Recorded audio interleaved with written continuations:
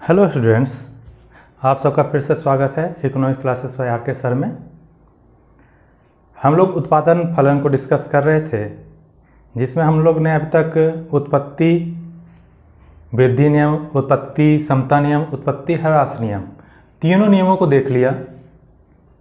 लेकिन इसका आधुनिक दृष्टिकोण है, आधुनिक अर्थशास्त्री जो हैं वो मानते हैं कि उत्पत्ति ह्रास नियम ही वास्तविक नियम है और बाकी जो दो स्थितियां हैं, उत्पत्ति वृद्धि नियम और उत्पत्ति समता नियम, ये दोनों को उन्होंने सिर्फ अवस्था माना है। आधुनिक दृष्टिकोण जो है उसके अनुसार उत्पत्ति वृद्धि नियम, उत्पत्ति समता नियम सिर्फ दो अवस्थाएं हैं। वास्तविक नियम उत्पत्ति ह्रास नियम को ही उन्होंने माना है। उनका कहना है उत्पत्ति वृद्धि नियम और उत्पत्ति समता नियम कुछ समय के बाद समाप्त हो जाता है और उत्पत्ति ह्रास नियम ही बचा रहता है। यह सभी क्षेत्रों में लागू होता है। मार्शल और उनके अनुयायियों ने यह माना था कि उत्पत्ति ह्रास नियम सिर्फ कृषि क्षेत्र में लागू होता है, लेकिन आधुनिक दृष्टिकोणों के अनुसार, आधुनिक अर्थशास्त्रियों के अनुसार उत्पत्ति ह्रास नियम उत्पादन के सभी क्षेत्रों में लागू होता है। हम किसी भी वस्तु का उत्पादन करेंगे वहाँ उत्पत्ति ह्रास नियम लागू होता है। इसको उन्होंने एक अलग नज़रिए से प्रस्तुत किया, अलग ग्राफ से उन्होंने प्रस्तुत किया और इसे समझाने का प्रयास किया। तो उत्पत्ति ह्रास नियम का जो आधुनिक दृष्टिकोण है वह कुछ मान्यताओं पर निर्भर करता है। ये मान्यताएं हैं कि उत्पत्ति का साधन, जो एक साधन को हम लोग परिवर्तनशील मानते हैं और बाकी अन्य जो साधन होंगे उसको हम लोग स्थिर मान लेते हैं। ऐसा इसलिए क्योंकि अल्पकाल में सभी साधन परिवर्तनशील नहीं होते हैं, तो इसलिए एक साधन को हम लोग परिवर्तनशील मानते हैं, बाकी अन्य साधनों को हम लोग स्थिर मान लेते हैं। यह पहली मान्यता है। दूसरी मान्यता है कि जो परिवर्तनशील साधन है, जो हमारी जिसे हम परिवर्तन करेंगे, जिस साधन को हम लगाएंगे, उसकी सभी इकाइयां समरूप हैं। समरूप मतलब एक समान है, होमोजीनियस है, उनमें कोई भी अंतर नहीं है। तीसरा मान्यता है तकनीकी स्तर में कोई परिवर्तन नहीं होता है, क्योंकि अल्पकाल से संबंधित है उत्पत्ति ह्रास नियम, इसलिए अल्पकाल में तकनीकी स्तर पर कोई भी परिवर्तन नहीं होता है, यह मान लिया गया है। चौथा है जो स्थिर साधन हैं वह अविभाज्य हैं, मतलब उनमें बंटवारा नहीं किया जा सकता, उन्हें बांटा नहीं जा सकता। हम पहले जान चुके हैं कि स्थिर साधन भवन है, मशीन है, भवन को टुकड़ों में नहीं बांट सकते हैं, वो एक बन गया उसके बाद ही प्रोडक्शन वहाँ शुरू होगा। इसलिए स्थिर साधन अविभाज्य हैं, उन्हें टुकड़ों में बांटा नहीं जा सकता है। पांचवी जो मान्यता है वह कहता है कि जो उत्पत्ति के साधन है वह अपूर्ण स्थापन है, मतलब एक वस्तु के बदले दूसरी वस्तु के रूप में जो स्थानापन्न होता है वो नहीं है। मतलब एक इकाई के बदले उत्पादन के साधन जो है वो उसकी एक इकाई के बदले दूसरी इकाइयाँ आपस में इंटरचेंज नहीं कर सकती हैं, स्थान नहीं ले सकती हैं। इससे जो इतने भी विभिन्न उत्पत्ति के साधन हैं सभी अलग अलग हैं। और छठा जो पॉइंट है कि स्थिर साधन जो हमारा भवन है, मशीन है, वैसे साधन सीमित एवं दुर्लभ हैं। इसका मतलब है कि वो साधन हमारे पास अनलिमिटेड नहीं है, बहुत ज़्यादा मात्रा में नहीं है।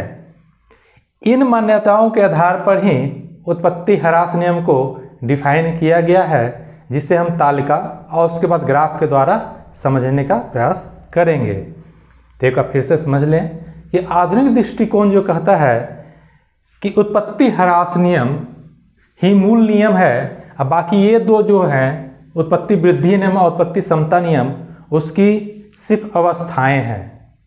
अंततः उत्पत्ति ह्रास नियम ही उत्पादन के सभी स्थितियों में लागू होता है। यानी हम जितनी वस्तुएं, जितनी प्रकार की वस्तुओं का उत्पादन करेंगे सभी में उत्पत्ति ह्रास नियम लागू होगा।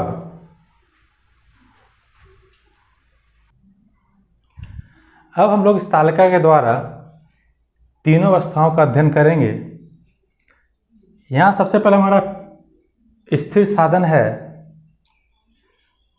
जो कि उत्पादन की सब अवस्थाओं में एक समान बना रहता है, जैसे भवन का उदाहरण है। ये हमारा सभी स्तर पे एक समान बना रहेगा। दूसरा जो है वह है परिवर्तनशील साधन, वो साधन जिसकी इकाइयों को हम उत्पादन के लिए बढ़ाते हैं। ये श्रम मान लिया था हमने, इसकी इकाइयाँ 1, 2, 3, 4 करके हम बढ़ाते जाएंगे, तो इसका क्या असर होगा इन दोनों कॉम्बिनेशन का। तो पहले जब परिवर्तनशील लगा के 1 इकाई लगाई गई तो कुल उत्पादन हमारा 4 इकाई का हुआ। जब परिवर्तनशील साधन की दूसरी इकाई लगाई गई तो हमारा कुल उत्पादन 14 इकाई हुआ। तीसरी इकाई लगाने पर 30। इस प्रकार हम देखेंगे 1 से 9 तक लगाने पर टीपी इस तरह से बढ़ता है।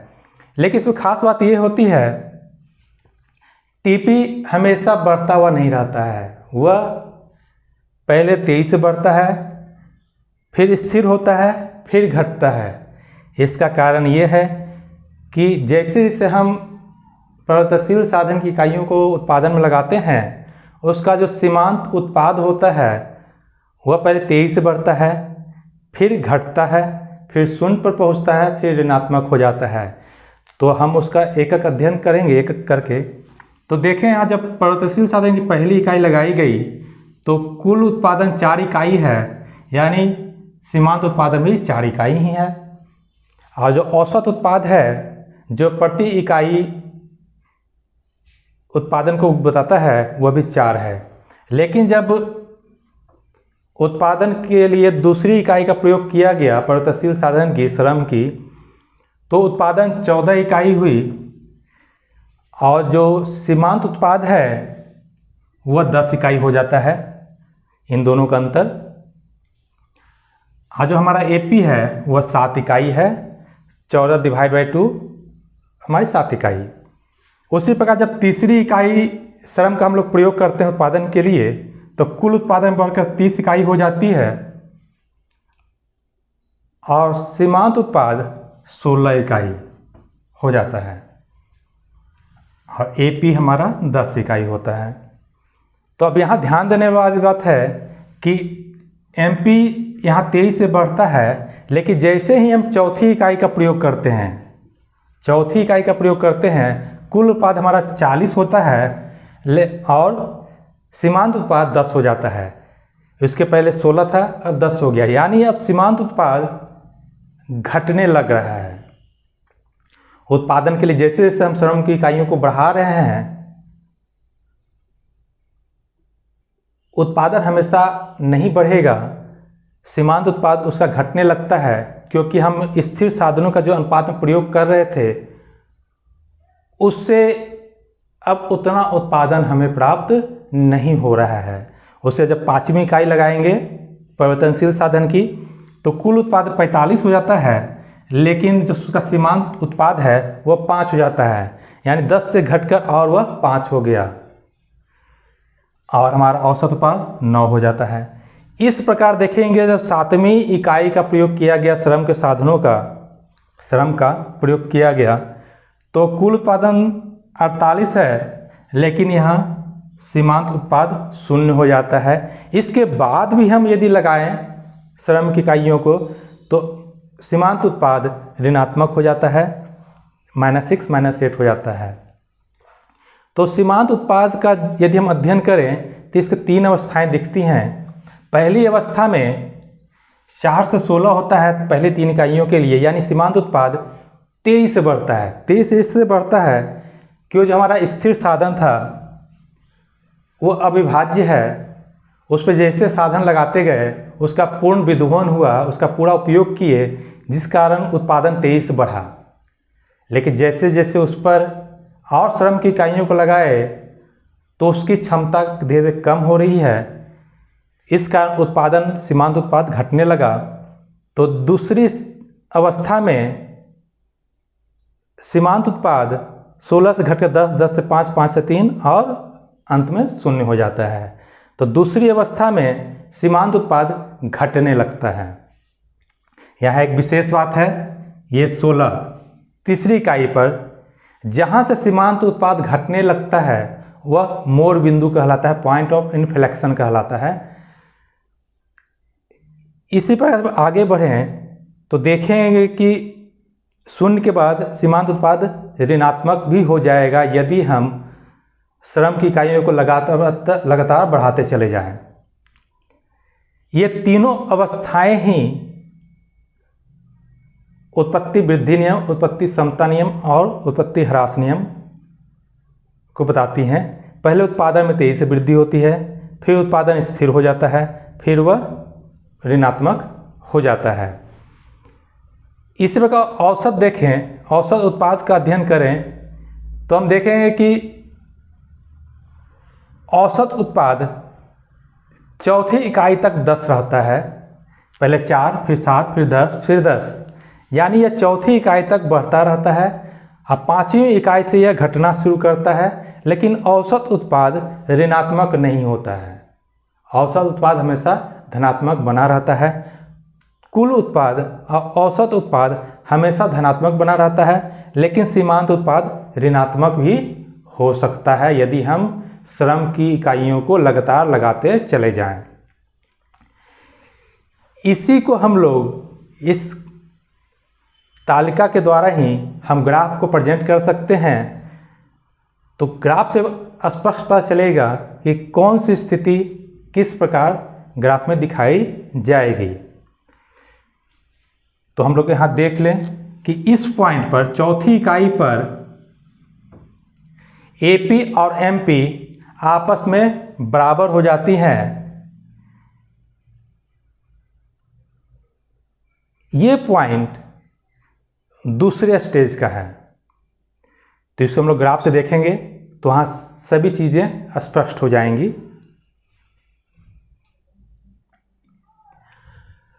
अब हम लोग इसका ग्राफ का अध्ययन करेंगे।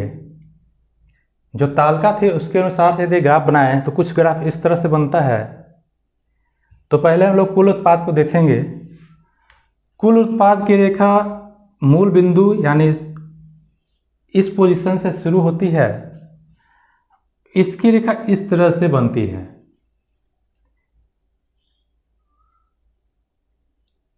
तो ये जो रेखा है इसके ही 3 स्टेज में बांटा गया, प्रथम अवस्था, द्वितीय अवस्था, तृतीय अवस्था, जो कि निर्भर करता है सीमांत उत्पाद पर। तो दूसरा जो उसी के नीचे एक समानांतर ग्राफ बनाया गया है जिसमें ये रेखा एमपी है, सीमांत उत्पाद की है, और नीचे वाली रेखा ये औसत उत्पाद की रेखा है। तालिका को देखेंगे तो वहाँ से स्पष्ट होता है कि जो सीमांत उत्पाद होता है पहले बहुत तेजी से बढ़ता है, फिर गिरता है, 0 होता है और ऋणात्मक हो जाता है। इस कारण इस ग्राफ में भी देखेंगे जो एमपी रेखा है पहले तेजी से बढ़ती है, उसके बाद गिरना शुरू करती है और इस बिंदु पर 0 हो जाने के बाद यह यहाँ ऋणात्मक हो जाती है। उसी प्रकार औसत उत्पाद की जो रेखा है वह सीमांत उत्पाद की अपेक्षा धीमे गति से बढ़ती है। जो देखें कि यहाँ धीमे गति से बढ़ रही है। आइए बढ़ते बढ़ते उत्पादन की जो चौथी इकाई जब हम लगाए थे तो वहाँ पर सीमांत उत्पाद और औसत उत्पाद दोनों आपस में बराबर हो जाता है, यानी 10 इस पॉइंट पर, क्यू पॉइंट पर औसत उत्पाद और सीमांत उत्पाद 10-10 इकाइयों के बराबर हो जाता है। यहाँ पर सीमांत उत्पाद की रेखा और औसत उत्पाद की रेखा आपस में एक दूसरे को काटते हैं। इसके पहले क्यू बिंदु के पहले सीमांत उत्पाद तेजी से बढ़ता है जबकि औसत उत्पाद धीमी गति से बढ़ता है, और क्यू बिंदु के बाद सीमांत उत्पाद जो है तेजी से गिरता है। तालिका में भी है कि वह 23 से नीचे की ओर जाता है, शून्य तक पहुंच जाता है। तो Q बिंदु के बाद MP जो रेखा है 23 से गिरती है, S बिंदु पर शून्य के बराबर हो जाती है। उसके बाद भी श्रम की इकाइयों यानी परिवर्तनशील साधन की इकाइयों को हम लगाते हैं तो वह ऋणात्मक हो जाती है, लेकिन औसत उत्पाद धनात्मक बना रहता है, यह ऋणात्मक नहीं होता है, लेकिन यह गिरती हुई अवस्था में होता है। तो इन दोनों ग्राफ को जब एक साथ हम लोग अध्ययन करेंगे तो पाएंगे क्या, जहां हमारा MP मैक्सिमम पॉइंट पे था यानी 16 इकाई पर था,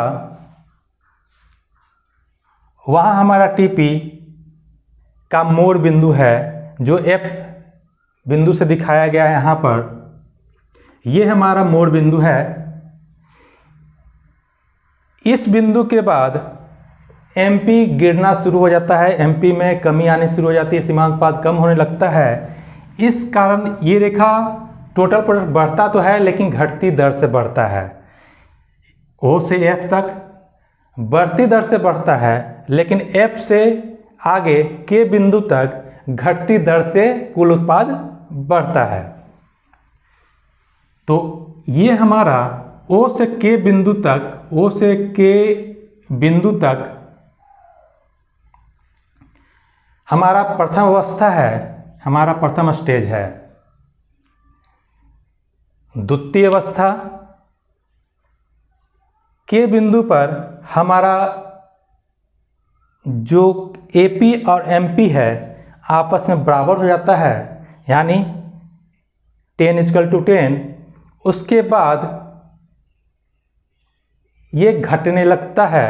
इस कारण देखेंगे कि AP और MP दोनों रेखा नीचे को जा रही है। तालिका से जो हमारा डाटा था, आंकड़ा था, वह नीचे क्यों जा रहा, वो घट रहा था, दोनों घटने लगा। Q बिंदु के बाद औसत उत्पाद और सीमांत उत्पाद दोनों घटने लगा। इस कारण K बिंदु से T बिंदु तक घटता प्रतिफल का नियम लागू होता है। घटते प्रतिफल का सेकेंड स्टेज होता है जिसमें AP और MP दोनों घटने लगते हैं। Q बिंदु के बाद AP और MP दोनों घटने लगते हैं। जो K से T बिंदु तक है, K बिंदु से लेकर T बिंदु तक दूसरी अवस्था है। और तीसरी अवस्था में ये कुल उत्पाद भी गिरने लगता है, वह कम होने लगता है। धनात्मक रहता है लेकिन वह कम होने लगता है, गिरने लगता है, उसकी रेखा नीचे की ओर जाने लगती है। ऐसा इसलिए होता है क्योंकि T बिंदु पर जो हमारा सीमांत उत्पाद है वह शून्य के बाद ऋणात्मक होना शुरू कर देता है। तो पहली अवस्था में दो स्थितियां होती हैं। पहला O से F तक जो हमारा मोड़ बिंदु है, और F से K तक, ये दोनों मिलाकर ये पॉइंट मिलाकर हमारा प्रथम अवस्था बनते हैं, जिसमें प्रथम अवस्था में हमारा सीमांत उत्पाद अपने मैक्सिमम पॉइंट पर पहुंचकर गिरने लगता है लेकिन धनात्मक बना रहता है। और F से K बिंदु के में देखेंगे कि हमारा ये धनात्मकता है लेकिन गिर रहा है, लेकिन औसत उत्पाद ये बढ़ता रहता है, ये बढ़ते रहता है K पॉइंट तक, यानी Q बिंदु तक। यानी दूसरी अवस्था शुरू होने तक औसत उत्पाद बढ़ता रहता है। और इस स्थिति में AP और MP आपस में बराबर हो जाते हैं, जो हमारी चौथी इकाई है, जहां 10:10 है।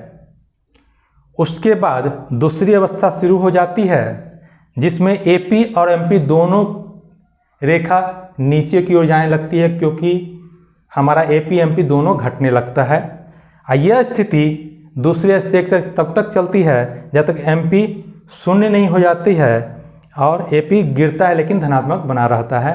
और तीसरे स्टेज में चूंकि MP इस बिंदु के बाद ऋणात्मक हो जाता है, इसलिए कुल उत्पाद भी घटने लगता है, क्योंकि हम लोग जानते हैं TP = sum of MP।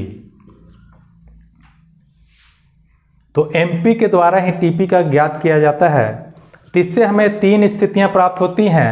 पहला है बढ़ते प्रतिफल की अवस्था, दूसरा है घटते प्रतिफल की अवस्था और तीसरा है ऋणात्मक प्रतिफल की अवस्था। तो बढ़ते प्रतिफल की अवस्था में 2 स्थितियां हैं, O से F तक की, जहां F बिंदु मोड़ होता है, मोड़ बिंदु कहलाता है, जिसे पॉइंट ऑफ इन्फ्लेक्शन कहते हैं। इस बिंदु तक O से F तक टीपी बढ़ती दर से बढ़ता है, क्योंकि एमपी में तेजी से वृद्धि होती है। इस कारण ये यहाँ उन्तोदर रहता है। यहाँ जो टीपी रेखा है ये उन्तोदर है, मूल बिंदु के उन्तोदर है, यानी कॉन्वेक्स है। ये हम लोग एक काल्पनिक रेखा खींचे हैं तो उसे देखेंगे कि हमारा जो O से F तक जो हमारी रेखा है वह कॉन्वेक्स टू ओरिजिन है। इसमें इसका दूसरा हिस्सा है F से K तक। F से K तक जब हम लोग देखेंगे तो यहाँ के बाद देखेंगे इस तरह से हमारा कर्व घूम गया, इस तरह से हमारा कर्व, यहाँ से इस तरह से कर्व हमारा घूम गया है, यानी यह कॉनकेव टू ओरिजिन हो गया है, यानी मूल बिंदु के ओर अंतोदर हो गया है। यह बताता है कि टीपी में वृद्धि तो हो रही है लेकिन घटते दर से हो रही है, क्योंकि एमपी हमारा घटने लगा था, सीमांत उत्पाद हमारा घटने लगा था। तो ये हमारी 2 स्थितियां हैं बढ़ते प्रतिफल की अवस्था में स्टेज 1 में, O से F तक और F से K तक। O से F से K। O से F तक मूल बिंदु से कॉन्वेक्स टू ओरिजिन होगा और F से K तक कॉनकेव टू ओरिजिन होगा। कॉन्वेक्स होने का मतलब है कि ये बढ़ती दर से यहाँ वृद्धि हो रही थी, और कॉनकेव होने का मतलब है कि वृद्धि हो तो रही है लेकिन घटते दर से हो रही है, मतलब धीरे धीरे हो रही है, उसमें कमी आ रही है, उसमें तेजी से वृद्धि नहीं हो रही है। अब दूसरी अवस्था देखेंगे, घटते प्रतिफल की अवस्था, सेकेंड स्टेज। सेकेंड स्टेज में औसत उत्पाद और सीमांत उत्पाद दोनों घटने लगते हैं, यानी Q बिंदु के बाद यहाँ AP भी घट रहा है और MP भी घट रहा है। इसी दूसरी अवस्था में ही MP जो है, सीमांत उत्पाद जो है, S बिंदु पर 0 के बराबर हो जाता है, यानी यहाँ पर यह 0 के बराबर हो जाएगा MP। इसके बाद तीसरी अवस्था आती है ऋणात्मक प्रतिफल की अवस्था, यानी थर्ड स्टेज, जो T बिंदु के बाद है, यानी यहाँ S और यहाँ T, इसके बाद ऋणात्मक प्रतिफल की अवस्था शुरू हो जाती है। चूँकि यहाँ MP सीमांत उत्पाद 0 से नीचे चला जाता है, यानी ऋणात्मक हो जाता है, इस कारण कुल उत्पाद भी गिरने लगता है। कुल उत्पाद धनात्मक तो रहता है लेकिन यह गिरने लगता है, यानी जैसे ही MP ऋणात्मक होगा, हम यदि परिवर्तनशील साधनों की इकाइयों का और लगाते चले जाएं तो यह तेजी से गिरने लगेगा। इसके कारण कुल उत्पाद भी घटने लगता है। ये तीनों स्थितियां हैं, बढ़ते प्रतिफल की अवस्था, घटते प्रतिफल की अवस्था और ऋणात्मक प्रतिफल की अवस्था। उत्पत्ति ह्रास नियम में ये 3 अवस्थाएं होती हैं। पहली अवस्था फर्स्ट स्टेज, दूसरी अवस्था घटते प्रतिफल की अवस्था सेकेंड स्टेज, और ऋणात्मक प्रतिफल की अवस्था थर्ड स्टेज। तो इस प्रकार तालिका के द्वारा और ग्राफ के द्वारा हमने उत्पत्ति ह्रास नियम को समझ लिया है कि यह कैसे काम करता है, और तीनों अवस्थाओं में ग्राफ किस प्रकार बनाया जाता है।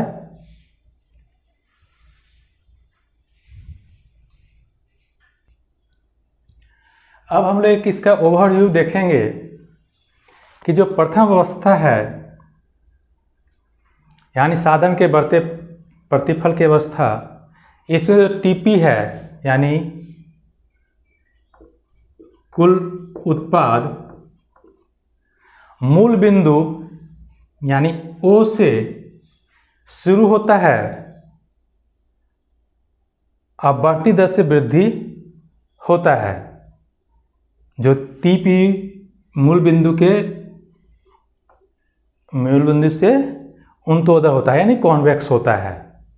ये प्रथम अवस्था है। इसमें हम दो स्थितियां होती हैं, O से F, F से K तक की। इसके बाद यदि हम MP सीमांत उत्पाद में देखें प्रथम अवस्था में, तो सीमांत उत्पाद बढ़ते हैं,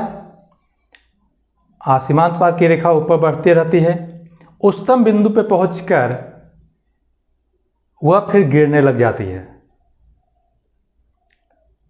जो प्रथम अवस्था की दो स्थितियां हैं उसमें जो प्रथम अवस्था है वह मूल बिंदु O से K तक की होती है। अब दूसरी अवस्था की बात करें, साधन के घटते प्रतिफल की अवस्था। इसमें जो TP है उच्चतम बिंदु तक घटती दर से बढ़ता है। जो वृद्धि तो होती है लेकिन घटते दर से होती है। इसी घटते दर के कारण जो TP है वह मूल बिंदु से अवनतोदर होता है। अवनतोदर होता है यानी कॉनकेव टू ओरिजिन होता है। ऐसी दूसरी अवस्था में सीमांत उत्पाद लगातार गिरते रहती है, तब तक गिरती है जब तक कि वह शून्य तक नहीं पहुंच जाती है। जो हमारा S पॉइंट था उस पॉइंट तक नहीं पहुंच जाती है वो, जिसकी अवस्था K से T बिंदु तक TP में है। और तीसरी अवस्था है साधन के ऋणात्मक प्रतिफल की अवस्था। इसमें TP रेखा जो है नीचे की ओर गिरने लगती है लेकिन वो धनात्मक बनी रहती है, जबकि MP ऋणात्मक हो जाती है यानी वह शून्य से नीचे चले जाती है और वह ऋणात्मक हो जाती है यानी T बिंदु से आगे। ये ओवरव्यू है जिससे आप बता सकते हैं कि कौन सी अवस्था में TP और MP में क्या अंतर होता है, किस अवस्था में TP वक्र और MP वक्र किस प्रकार की होती है। अब यहाँ एक बात आता है कि उत्पादक तीनों अवस्थाओं में कहाँ तक उत्पादन करेगा, किस स्थिति तक वह उत्पादन करना चाहेगा। इसका जवाब है उत्पादक दूसरी अवस्था तक उत्पादन करना चाहेगा। ऐसा इसलिए क्योंकि दूसरी अवस्था के अंतिम पॉइंट तक सीमांत उत्पाद शून्य हो जाता है, यानी जो अतिरिक्त इकाई लगाते हैं उससे प्राप्त होने वाला सीमांत उत्पाद शून्य हो जाता है। तो शून्य होने तक MP शून्य होने तक उत्पादक उत्पादन की इकाइयों को लगा सकता है, परिवर्तनशील साधन है उसकी इकाइयों का प्रयोग करके उत्पादन जारी रख सकता है। लेकिन उसके बाद तीसरी अवस्था में कोई भी उत्पादक उत्पादन करना नहीं चाहेगा क्योंकि उसकी सीमांत उत्पादकता ऋणात्मक हो जाती है, जिसके कारण कुल उत्पादकता भी घटने लगती है, यानी उत्पादक सेकेंड स्टेज तक उत्पादन करना चाहेगा। तो आपको ये वीडियो कैसा लगा इसको कमेंट बॉक्स में ज़रूर लिखें और बताएं कि इस वीडियो में आप कितना सीख पाए और क्या आपको समस्याएं आपके सामने आई। धन्यवाद।